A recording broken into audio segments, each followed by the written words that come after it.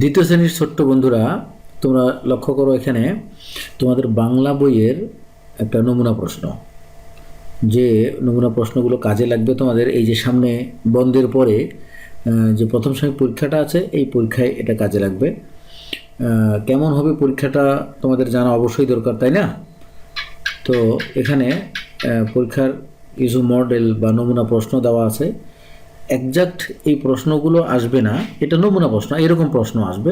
আমাদেরকে এইভাবে প্রস্তুতি নিতে নিতে আমরা একেবারে ফুললি প্রিপেয়ার্ড হয়ে যাব সামনের পরীক্ষা দেওয়ার জন্য। ঠিক আছে, চলো আমরা নমুনা প্রশ্নটা দেখে নিই। প্রথমে তোমাদের এরকম আসতে পারে যে তোমাদের পরিচয় দিতে হবে। পরিচয়টা কেমন করে দিতে হবে? তোমার নাম, বয়স, শ্রেণী, গ্রামের নাম, বিদ্যালয়ের নাম, বাবা মায়ের নামও দিতে হতে পারে। ঠিক আছে, এখানে তোমার লিখবা। ওকে, এরপরে কবির নাম সহ একটা যে কোনো কবিতা, যেমন আয় দেখে যা নাচ, এই ছড়াটি লেখো। হ্যাঁ, এটা তোমাদেরকে তোমাদের ওটা একটা কবিতা আসেই, নাম সহ, কবির নাম সহ কবিতা আসেই। এবার যুক্ত বর্ণগুলো ভেঙে একটি করে শব্দ লেখো, এটা তোমরা প্র্যাকটিস করবে।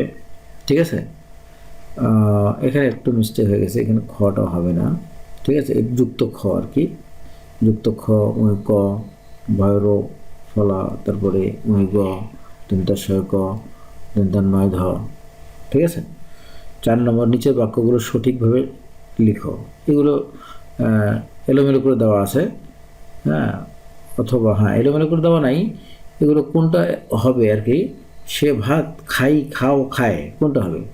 হ্যাঁ, এটা সঠিকভাবে লিখতে হবে তোমাদেরকে। সে ভাত খায়, তাই না? এরকম হবে। তুমি বলো, তুমি বল খেলি, খেলো না খেলে, কোনটা হবে? তুমি বল খেলো, এরকম। তুমি বাজারে যাই, যাও না যায়, তুমি বাজারে যাও, এটা হবে এরকম। ঠিক আছে, এরপরে থাকবে নিচের প্রশ্নগুলো উত্তর দাও। তোমার বাংলা বইয়ের নাম কি? রাজকন্যার নাম কি? তুলি কি কাজ করবে?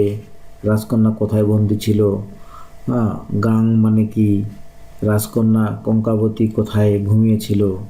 তবু কি কাজ করতে চাইলো? ঠিক আছে, এরকম।